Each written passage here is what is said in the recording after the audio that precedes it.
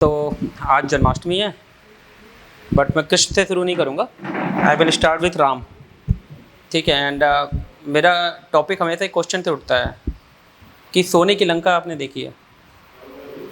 And सोने की Lanka is like today's America. सब चीज़ें थी वहाँ पर, यहाँ तक कि इंद्रदेव भी सोचते थे कि इतना प्रॉस्पेरस स्टेट कैसे बन सकता है। और आज हर कंट्री जीडीपी के लिए भाग रही है। अभी कुछ दिन पहले न्यूज़ में था कि इंडिया चौथे पोजीशन पे पहुंच गई है। हम जीडीपी आने वाले टाइम में जापान को भी हरा देंगे, हम तीसरे नंबर पे पहुंच जाएंगे। तो क्या हम लंका बनना चाहते हैं, सोने की लंका, या जीडीपी कुछ अलग है और सोने की लंका कुछ अलग है? तो आज का टॉपिक है सोने की अयोध्या।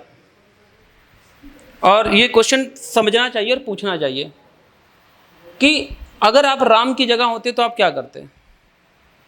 जब राम सोने की लंका में गए और उन्होंने देखा कि एक ऐसा स्टेट है जहाँ पर छोटे से छोटे आदमी का घर भी सोने से बना हुआ है, मतलब वहाँ की जीडीपी क्या होगी आप अनुमान नहीं लगा सकते। तो क्या कभी राम के मन में ये चीज़ नहीं आई होगी कि सोने की अयोध्या भी बनाई जाए? क्या कोई राजा या कोई प्रेसिडेंट या कोई प्राइम मिनिस्टर ये नहीं चाहेगा कि उसका स्टेट ग्रो करे? क्यों कभी राम ने ये नहीं सोचा कि अयोध्या भी सोने की हो? जबकि राम तो स्वयं नारायण थे और उनके साथ लक्ष्मी थी, कुबेर नहीं थे, उनके साथ स्वयं लक्ष्मी थी। फिर भी राम ने अयोध्या को दीपों से सजाया। उन्होंने अयोध्या का प्रकाशमान दीपों से किया, ना कि सोने से। तो if we are belonging to the country of the Rama, then this is the point that we have to be rethink कि why Rama did not chosen to turn Ayodhya into golden Ayodhya. Rather than he wanted to glorify the Ayodhya with the deep, with the diya, with the lamp. He can. उनके लिए gold तो बहुत छोटी चीज़ थी, वो diamond से भी कर सकते थे, बट उन्होंने ऐसा क्यों नहीं किया? Because Rama knows that the state does not run only with the economy. The state run with the ecosystem. क्योंकि राम जानते थे कि जो स्टेट का जो सबसे छोटा आदमी है, जो धोबी है, उसकी भी बात को उतना ही महत्व दिया जाए जितना किसी देश के राजा को दिया जाता है। The money is not have to be the overridden the happiness index and the right of the citizens. कभी भी पैसे आपके अधिकारों, नागरिकों के अधिकारों और नागरिकों की जरूरतों के ऊपर नहीं जाना चाहिए।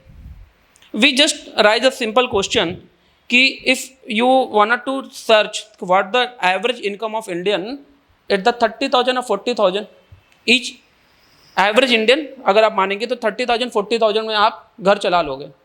लेकिन आपकी ज़रूरत क्या है?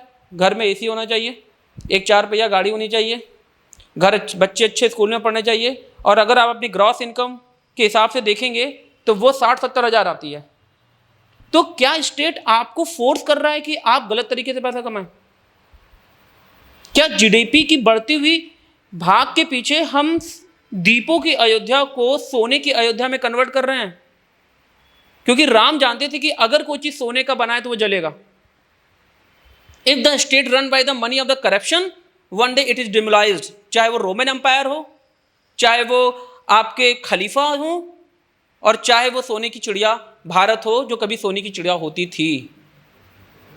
तो मेरा कहने का मतलब यह है कि अगर आप अपने धर्म ग्रंथों को, अपने रिलीजियस मैन्युस्क्रिप्चर को पढ़ रहे हैं, तो अपने आइडियल्स की गई चीज़ों को ध्यान दीजिए कि why Rama does not want to turn Ayodhya into golden Ayodhya, because you know that कि if it is made by the gold it will burn out one a day. A monkey came and burn all the Ayodhya. उन्हें पता था knowledge, awareness is the source of the prosperity of the state. इसीलिए उन्होंने दिए जलाए। That diya, that lamp is the symbol of the knowledge. That diya is the symbol of against the all the society's evil, like poverty, discrimination, lack of opportunity and humiliations. तो आज का दिन इसलिए हमारे लिए बहुत इंपॉर्टेंट है कि अभी हमने 15 अगस्त मनाया है, अभी हम जन्माष्टमी मनाने जा रहे हैं। 75 साल का अमृत महोत्सव का हम एक गर्व अनुभव कर रहे हैं।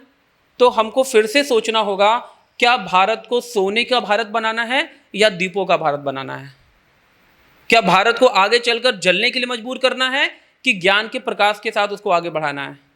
तो this is the time for each every one two think about the philosophy of the Rama, कि रामा ने सोने की अयोध्या क्यों नहीं बनाई। क्योंकि उनको पता था कि किसी भी देश की संपन्नता से ज़्यादा उसकी संप्रभुता और उसकी जनता की संतोष आगे रखता है। तो you have to be think about all the thing. In my opinion, maybe आप मेरे ओपिनियन से सम्मिलित ना हो, मेरे ओपिनियन को आप ना माने, लेकिन मेरे हिसाब से सुखी देश और संपन्न देश अलग होते हैं।